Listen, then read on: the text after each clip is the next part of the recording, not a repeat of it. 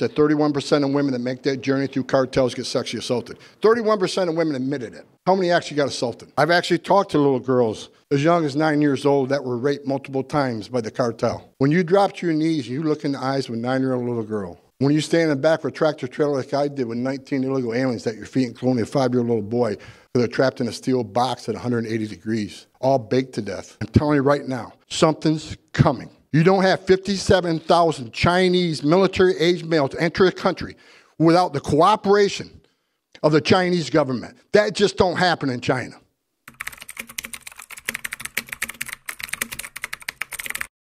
You know, I took a plane trip last week to go meet with President Trump, and something happened when I was boarding the plane. I was first on the plane. The captain comes out to the galley, says, "Hey, I thought that was you. I appreciate your service to the country. I hope you come back." He goes, "But I got a question for you." He goes, "Why are you always pissed off? I see on TV you're upset. I see you talk in front of Congress, you're upset." I said, "Because I'm pissed off." So I want to talk about the border and why I'm pissed off and why the border isn't just a crisis of the day. We've had crises on the border before. We had a surge in 14, 15. We had thousands coming across back when I was a border patrol agent in the 1980s. But this one is different.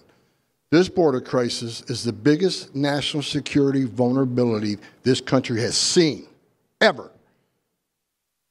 I've worked for 6 presidents. I say this all the time. I'll keep drilling this down. I've worked for 6 presidents, starting with Ronald Reagan when I became a border patrol agent. Every president I worked for took steps to secure the border because they clearly understood you can't have strong national security if you don't have border security. You need to know who's coming in, what's coming in, why it's coming in, where it's coming in. We need to do that. No one did better than President Trump. I'm a Trump guy, not ashamed of it. Trump was unprecedented in his success on the southern border. Illegal immigration was down 83 to 90%. Illegal immigration was at a 45-year low. No one had that kind of success. And he did that by himself because Congress certainly wasn't helping him. You had the Republicans, never Trumpers. They weren't helping the first 2 years. We had the House, the Senate, and the White House. And he still had unprecedented success because he was an out-of-the-box thinker and he came up with some great executive orders.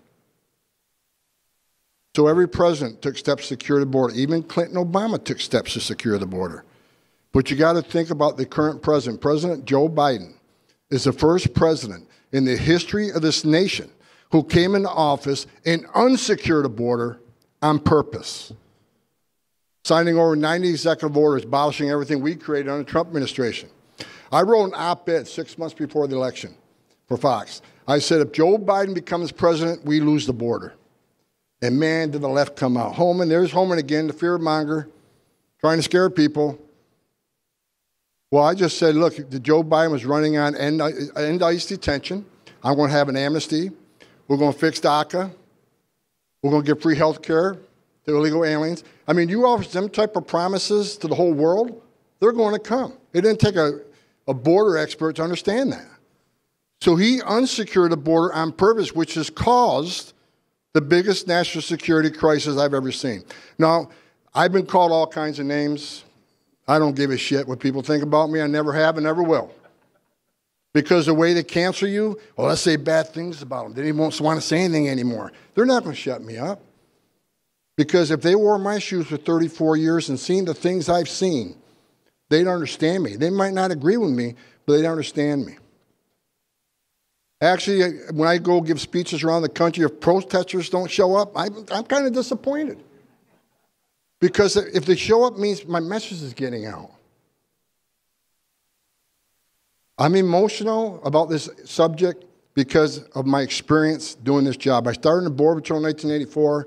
I became a special agent for a couple of decades, investigating organizations that smuggle and traffic in women and children, and illegal aliens, and drugs and guns.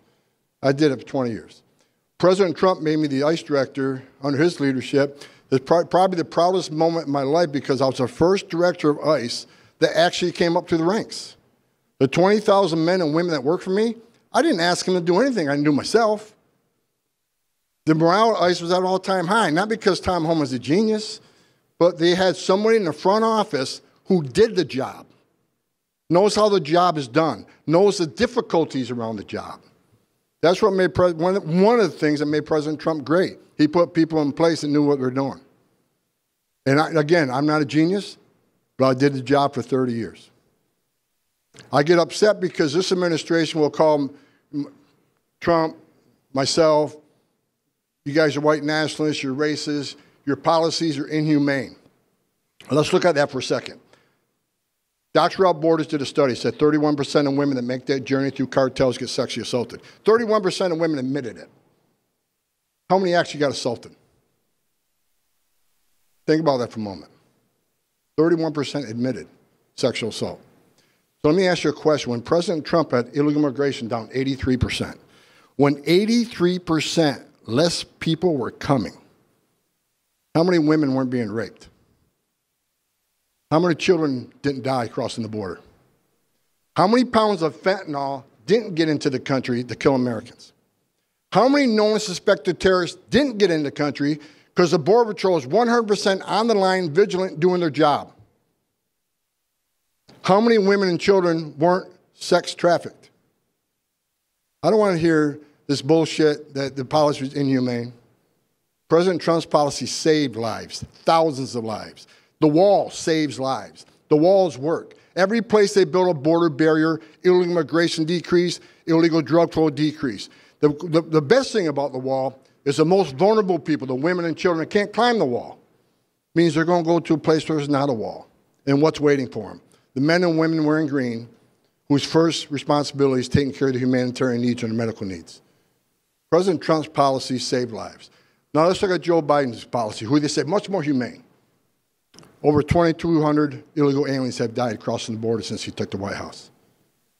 There's a 600% increase in sex trafficking of women and children. At last count, 381 people on terrorist watch lists were arrested trying to cross the border, almost twice as many on the northern border. 148,000 dead Americans from fentanyl is flowing across the open border. Cartels are making billions of dollars a year. Joe Biden's policies are killing Americans at record numbers. They're killing illegal aliens at record numbers. His policies aren't humane. That is the truth. Stone cold truth. And what's happening on the border now? They say the border numbers are down. They've come down for several reasons. The first reason is they take thousands of people who enter illegally and decide to bring them to a port of entry on what they call CBP-1 app, a legal pathway, which isn't legal. I think Mark will agree with me on that. And it's in litigation. But look, they're playing a shell game. They'll take thousands of people who normally enter illegally, bring them through a port of entry, call that legal entry. That way, they don't have to come as a legal entry. Then they create the CHNV program, Cuba, Nicaragua, Haiti, and Venezuela. They fly them directly from their countries into our American airports, call that a legal pathway. So yeah, the numbers are down when you play a shell game and move thousands in different programs and call it legal. Now, the illegal entries are down somewhat. And why? Because Mexico stepped up. Why is Mexico all of a sudden stepping up? Because they don't want Trump. Then the gravy train's over. The cartels are playing the game. I look at the daily numbers, they're right around 2,500. Is that a coincidence? That this administration put a target 25? No, the cartels are playing the game too. They want to keep Biden in power. And I guarantee you, day one, if his next administration, if he was to win, we're back to business as usual because the cartels want to make their billions of dollars. The Mexican government, Mexican law enforcement, Mexican military, many of them want to keep collecting their bribes. Mexico is not our friend when it comes to border security. Mexico don't want to fix this problem. Last year, they got $71 billion in remittances from the United States, people who are illegally sending money home. It's against the law in Mexico to traffic in women and children, but they're not enforcing it. It's against the law to transit through Mexico if you're from a foreign nation without a transit visa, but they're allowing it. Don't be fooled what's going on right now. Joe Biden could have fixed this 3.5 years ago. He could have just left everything untouched, just continue the Trump policies. Well, he purposely abolished all those policies and created the crisis we see today. Why did he wait now to fix it or try to address it? Because of the election. That's the only reason. Meanwhile, thousands of people have died. Thousands. I get pissed off because in my 34 years, I've actually talked to little girls as young as 9 years old that were raped multiple times by the cartel. When you drop to your knees, you look in the eyes of a 9-year-old little girl who had everything innocent and pure stolen from her at the hands of pigs. Her life will never be the same. When you stand in the back of a tractor trailer like I did with 19 illegal aliens at your feet, including a 5-year-old little boy, all baked to death, because they're trapped in a steel box at 180 degrees. What a horrific death. When you held dying children, when you hold dead children, which I've done throughout my career, it hardens you. That's why I'm pissed off. Because when President Trump was president, deaths were significantly down. Sex trafficking significantly down. The rape of children and women down. And this administration came in and turned it back on. While we're sitting here today, right now, while you're sitting there listening to me, women are being sexually assaulted by cartels on the Mexican border. It's happening right now. A child will die today on the border. Women and children will be sex trafficked into the United States. They'll get away. They'll be forced into sexual slavery or some sort of forced job or labor. HSI ICE has already found many children working in meatpacking plants as young as 7 years old, cleaning up entrails of animals that were slaughtered that day on the midnight shift. Over 400,000 children have crossed the border under Joe Biden, and they can't find 100,000 of them. Based on my 34 years, I'm telling you right now, many of these children are in forced labor. Many of these children are living with predators. Many of these children are going to appear in pornographic movies. Many of these women are forced into prostitution because the cartels control them. If they don't do what they tell them to do, they'll kill their family back in their homeland. That's what this administration's done. So there's the secret. That's why Tom Homan's pissed off. Because we had this locked down. And I tell you what, Washington Post can do all the stories they want me about. Tom Homan deport people is really good at it. They ain't seen shit yet. Wait till 2025.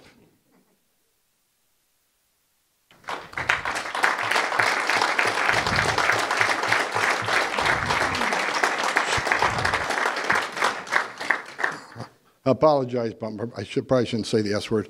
My wife tells me to stop saying it, and I just, like I said, I don't bring notes. I just go with my heart because of my experience, what I've done, what I've seen. I want to end with this about this border crisis is historic. Millions, never seen before numbers, right?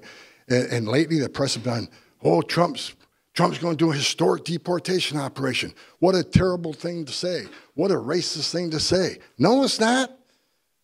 On the hands of a historic illegal immigration crisis where millions of people have entered this country illegally or been released into the United States by this administration illegally, here's what you need to know. If you look at the immigration court data, EOIR, over the last decade, nearly 9 out of 10 people who claim asylum at the southern border will never get relief from U.S. courts because they simply don't qualify or they don't show up in court. Asylum is about escaping fear and persecution from your home government because of race, religion, political affiliation, or participation in a specific social group. These people are coming from a better life. I get that. But it ain't asylum. So 9 out of 10, it's actually, I think it's 86.7 last time I looked, but nearly 9 out of 10 will get an order removal. We have to remove them. What's the option? Don't execute the final order from the judge? Because if that's the answer, then what the hell are we doing? Shut down immigration court. Take the Border Patrol off the border. If we're not going to enforce the law and have consequences for violating our law, what the hell are we doing? So when people say it's ridiculous to have a historic, you've got to have a historic deportation operation on the heels of historic illegal immigration where 9 out of 10 are going to get order removal. And I kind of agree with you a little bit. I still think, Tom Homan, we need to prioritize national security threats because we know they're here by the thousands. So we do have to prioritize some people. But I agree with you in one aspect, no one's off the table in the next administration. If you're here illegally, you better be looking over your shoulder. I didn't drive for 120 miles an hour today because I don't want to get a ticket. I don't lie on my taxes because I don't want to go to jail. It's not okay to enter this country illegally. It's not okay. When I became the ICE director, first testimony I did, man, did I take hate for 2 weeks on the left. Tom Homan said during testimony, if you're in the country illegally, you need to be looking over your shoulder. You're damn right. That's the way it's supposed to be. It's not okay to enter this country illegally. It is a crime. If you get deported, come back, it's a felony. It's not okay to enter this country illegally. There's a right way and wrong way to be a part of the greatest nation on earth. And what no one's talking about, why they're letting millions of illegal aliens in there, release them illegally, in my opinion, into the United States, there are millions of people standing in line, taking their tests, doing their backgrounds, paying the fees to be part of the greatest nation on earth. I'm not anti-immigrant, never have been. I'm anti-illegal immigration because I understand the whole ugly underbelly of what happens to these people. Illegal immigration is not a victimless crime. And I'll leave you with this final thought on the border. I want to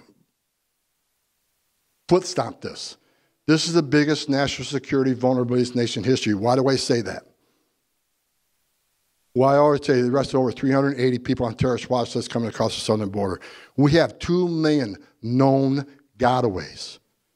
2 million people cross this border. They paid more to get away. You pay the cartels one amount of money to get to the border. Their job's over. Get you to the border, turn yourself into a green uniform, job done. But if you want to get away, you got to pay them a hell of a lot more to get to Chicago or New York and not get arrested by the Border Patrol.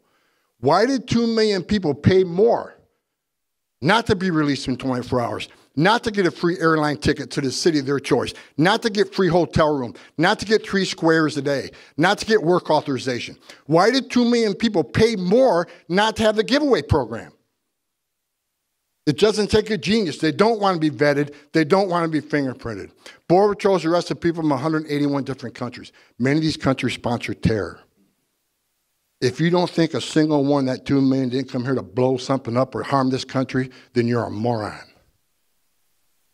Biggest national security vulnerability I've ever seen in my lifetime. I'm telling you right now, I've said it before, something's coming. You don't have 57,000 Chinese military-aged males to enter the country without the cooperation of the Chinese government. That just don't happen in China. 32,000 Russians. We have people from Iraq, Syria, Turkey, Uzbekistan. We just stopped 8 from committing a terrorist event. Our intelligence community is not perfect. Thank God they got this one. But God help us and what this administration's caused. So you got my word. Trump comes back in January, I'll be on his heels coming back, and I will run the biggest deportation operation this country's ever seen.